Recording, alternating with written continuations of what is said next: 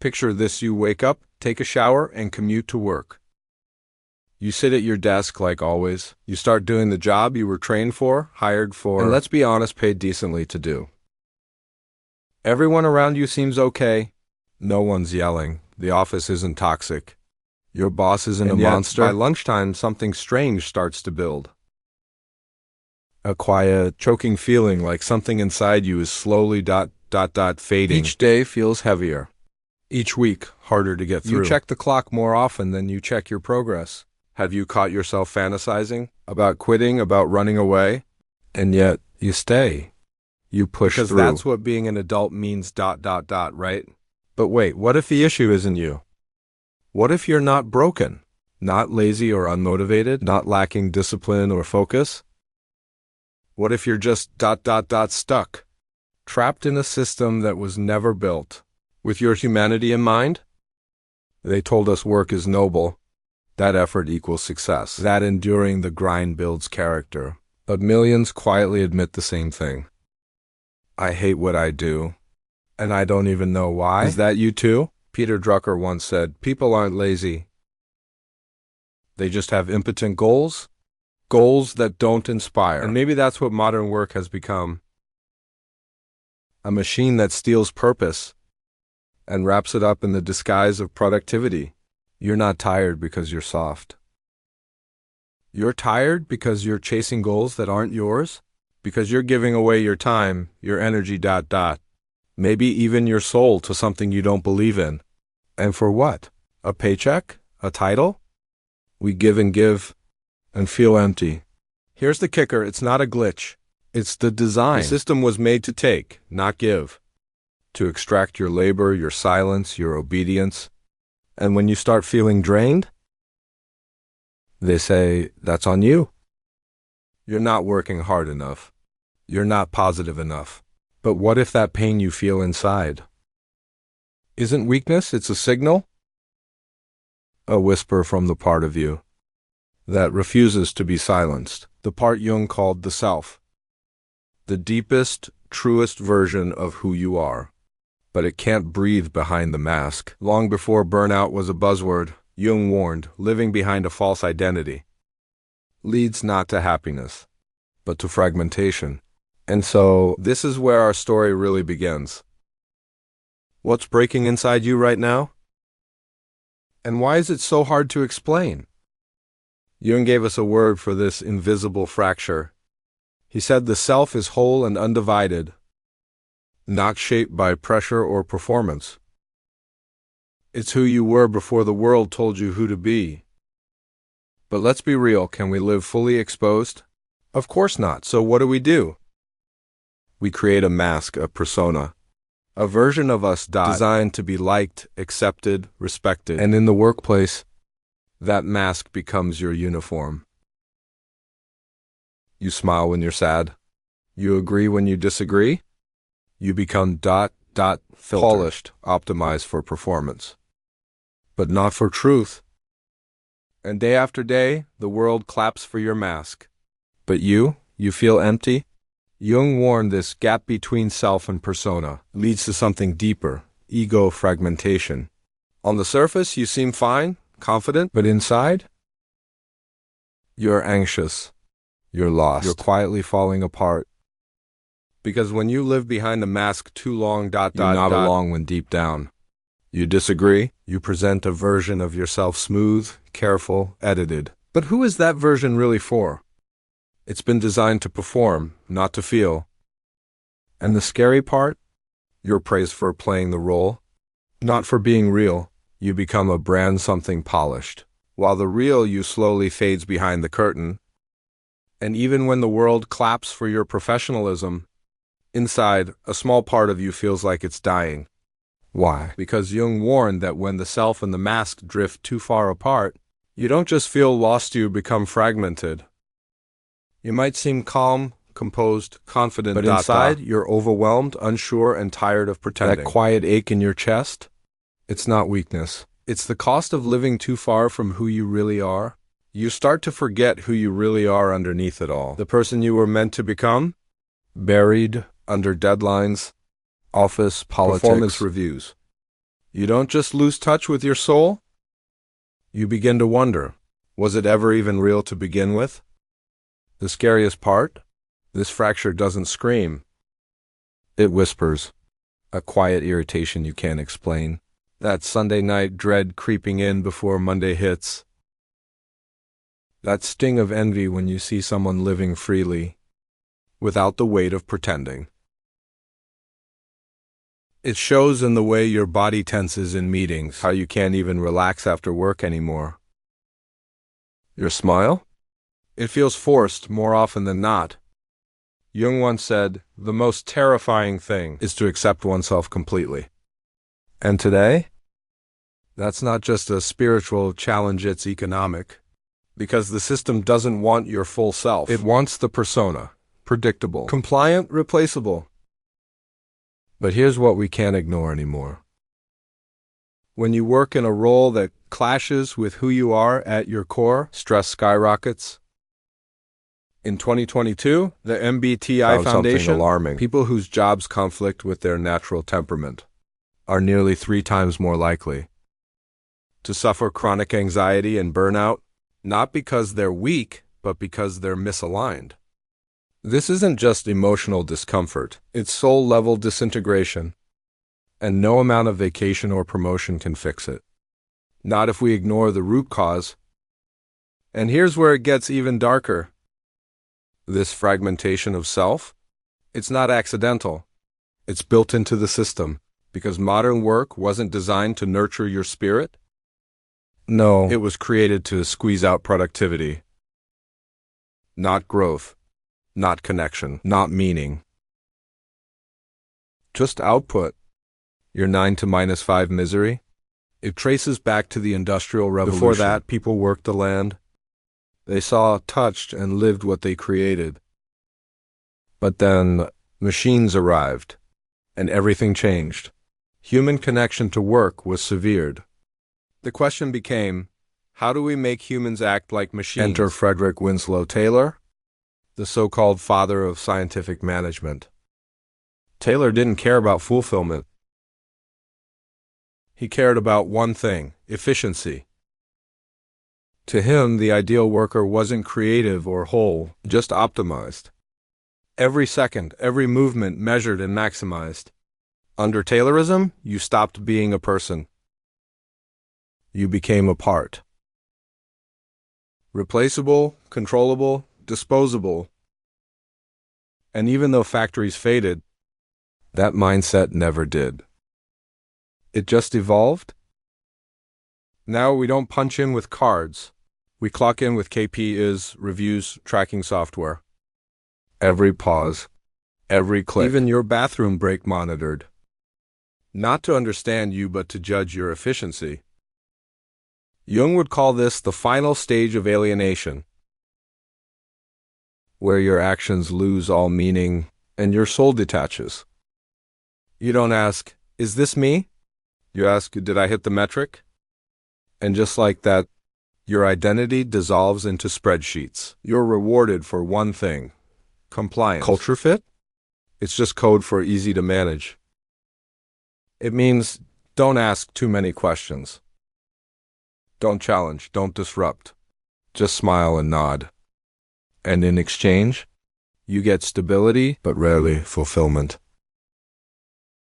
And now, even the numbers are turning. Gallup's 2023 report paints it clearly.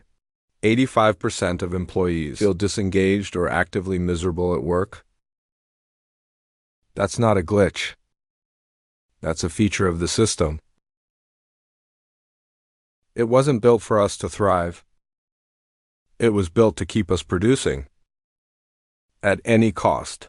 And now, we're waking up. One burnout, one panic attack, one resignation at a time. Because deep down, we know something's off. Something sacred is missing. And we're done pretending we can't feel it. This isn't just about productivity. It's about what happens when a system values output over essence. You start to feel like a machine, not a human. And unless we pause and question that system, we'll keep blaming ourselves for a pain that was never ours to carry. Because if modern work was designed without your soul in mind, then what happens? When you're forced to live inside that machine every single day, you burn out. Not because you're weak, not because you're lazy, but because something vital has been cut off to what makes life meaningful. And that thing, it's what keeps us alive. Meaning, Carl Jung once said, "He who has a why can bear almost any how." But most of us today, we're drowning in how ... Endless emails, deadlines, to-do lists, but starving for why. You do what's expected. You chase goals you never chose. You pour your energy into routines that feel ... empty. And somewhere deep down, you know, this isn't what you were made for. Then one day you finally pause and ask, what is all this for? And all you hear is silence. That silence? That's the wound. Burnout isn't a personal failure. It's not because you lack discipline. It's because your soul has had enough. It's your psyche telling you this life isn't working. Jung believed that when we ignore our true self too long, when we bury our truth under society's expectations, something dark begins to wake up inside us. The shadow. The shadow holds all the parts of us we try to hide. Rage, grief, the longing to escape, everything we've pushed down just to stay acceptable. But here's the truth. When you live a life that doesn't belong to you, the shadow starts to speak up. It shows through your exhaustion. It screams in your apathy. It quietly ruins your focus, your energy, your relationships. Not because you're broken, but because some part of you is begging to be heard. And that's why burnout feels so much bigger than being tired. It's not just physical fatigue, it's existential. It's waking up and realizing you've been running full speed in the wrong direction, and now you can't stop. Your body's still moving, but your spirit checked out a long time ago. And now science is catching up to what Jung warned us about years ago.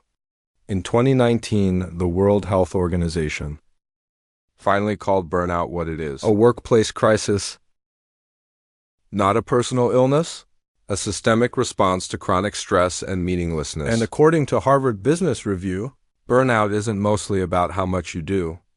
It's about how little control, purpose, or recognition you have. Think about that. It's not the work itself, it's the why and how behind it. People break not because they do too much, but because what they do doesn't matter to them anymore. Or worse, because it only matters to someone else. And the worst part? Most of them never say a word. They just keep showing up, smiling, producing, surviving.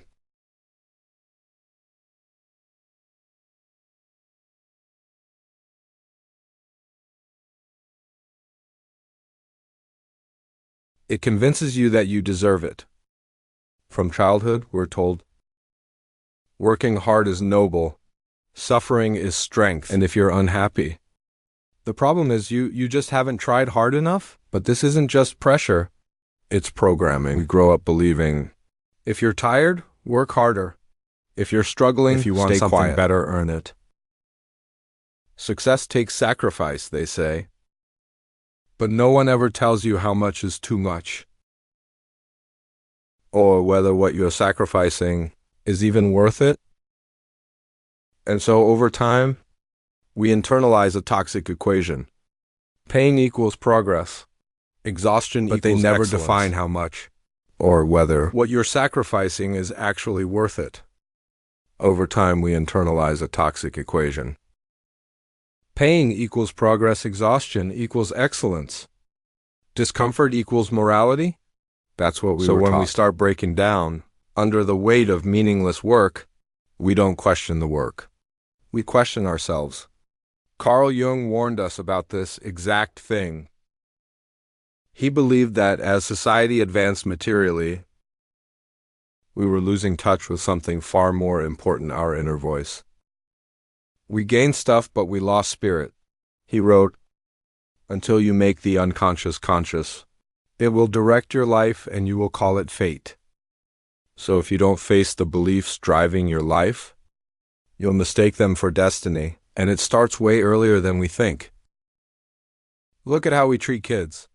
We reward obedience, not honesty. A good child isn't the one who tells the truth. It's the one who stays quiet, follows rules, and avoids trouble. And over time, we learn that being agreeable earns approval, but being real earns rejection. That story doesn't change as we grow up. It just follows us into adulthood, where our teachers become our bosses, and deadlines replace grades. And by the time we hit midlife, we're not asking, "What do I want?" anymore. We're asking, "Why do I feel so disconnected?" A 2021 New York Times survey found nearly 70% of adults feel like they're living a life that doesn't reflect who they really are. Not because they failed, but because they succeed at playing a role not written for their soul. And when that realization finally hits, it doesn't feel empowering. It feels because we've been trained to feel guilty for wanting rest, for dreaming, for craving something more human. But here's a truth no one told us. Escaping this misery doesn't always mean quitting your job. Sometimes it means coming home to yourself. Because the real issue, it's not just what you're doing. It's what you've become while doing it. You've lost contact with your core. And Jung believed the only way back was through individuation, a lifelong journey of becoming who you truly are. It's not self-help fluff. It's deep, uncomfortable inner work. It means peeling off the masks we were told to wear. At work, in society, in relationships, and rediscovering the self that came before all that. It means letting go of KP is as your measure of worth and asking questions like, what do I actually value? What do I want to build? What kind of energy do I want to bring into the world? And no, that doesn't always mean quitting everything. Sometimes it means redesigning the role you already have, shifting your focus toward what aligns with your nature, not just your resume. Sometimes it's about honoring your inner rhythms, not just the clock. And most of all, protecting what Jung called your sacred space. That space belongs only to you. Maybe it starts small, a journal, a walk, or a few minutes with a book that feeds your soul. Or maybe it means saying no to things that drain you, even when they're expected. Creating before consuming. Living with intention. Because the goal isn't perfection. It's alignment, and alignment changes everything. A Jungian therapy study even found people who practiced individuation saw a 40% drop in depression. Not because their jobs changed, but because they did. They stopped outsourcing their identity. They reclaimed it. Even the greats needed this reset. Remember Steve Jobs? When Apple fired him in 1985, he didn't jump into another empire. He stepped back. He reflected. He reconnected with himself. And when he returned, he came back transformed. He realized breaking isn't the end. It's the start of healing, of choosing to pause. Not to fall apart, but to reset and breathe. They say, I need rest without guilt or apology, or something wiser. Sometimes stopping is how they actually go farther. They say no to what drains them without regret. Not because they don't care, but because they've grown. And now and then they act fragile. Just to see who stays when they're not strong. That's not manipulation, it's wisdom. Because not everyone deserves to see your cracks. And some don't realize that's where your beauty lives. He returned with vision. He knew who he was, and the world could feel it. That's the quiet power of individuation. Not escape, emergence. Not rebellion, reclamation. And that is the only foundation. Strong enough to hold a meaningful life. But the question remains, what does a meaningful life actually look like? If individuation is the way back to yourself, what exactly are you walking away from? For most people, it's this. A definition of success? That was never really theirs to begin with, because somewhere along the way, success stopped being about substance and started being about signals. The right salary, the right title, the right car, house, status, applause. We were told if we hit those marks, we'd feel whole, but many have arrived there and felt empty instead, like they climbed the ladder, only to realize it was leaning against the wrong wall. That's the quiet betrayal that modern work doesn't want you to talk about. You can look successful on paper, and still be starving inside. You can win the game and still lose yourself in the process. Because real success, soul deep, lasting success, has nothing to do with proving anything to others. It has everything to do with what you can live with. When you're alone. When the noise fades, when the performance ends, and the mirror reflects. Not your resume, but your truth. True success isn't perfection. It's alignment. It's waking up and knowing even if no one gets it. You didn't betray yourself just to fit in. You can say, I may not be the most admired. But I'm living a life that makes sense to me. And in a world addicted to applause. That kind of honesty is revolutionary. Because it means you've stopped performing. And started becoming. Carl Jung called it the privilege of a lifetime to become who you truly are. Not who your parents expected, not what your job rewarded, not even who survival forced you to be. But who you were meant to be before the world got its hands on you. That kind of becoming doesn't always come with a bonus. Sometimes it comes with silence and peace. The calm after saying no. The clarity that follows walking away from what looked good, but never felt right. The joy of creating something new just because it's true to you. Because here's the truth. You don't have to be extraordinary to feel fulfilled. You just have to be honest. And sometimes, that single quote's that's the rarest success of all. Because the world, it wants you to be someone else. To trade authenticity for security. To measure your worth in numbers, not in truth. But real freedom, real peace, they come from doing the hardest thing of all. Being yourself unapologetically. Even in a system that profits when you forget. And if you've made it this far, I tease because something inside you remembers. You were never the problem. Your exhaustion isn't failure. Your disillusionment isn't dysfunction. It's your soul waking up whispering, there has to be more than this. Because there is. And your ache isn't pathology. It's prophecy. And no, you're not alone. This space, this channel, it's for people like you. People who feel deeply, who think with their soul and question the rules, who don't mistake survival for living. Here we remember. We remember the questions the world buried. Not to escape, but to rebuild. So if this voice echoes something in you, stay, subscribe. Stay curious, stay honest, stay defiant. Because the path back to yourself, dies on a moment. It's a way of life. And sometimes, all it takes is one voice to remind you. The system is loud, but your soul is louder.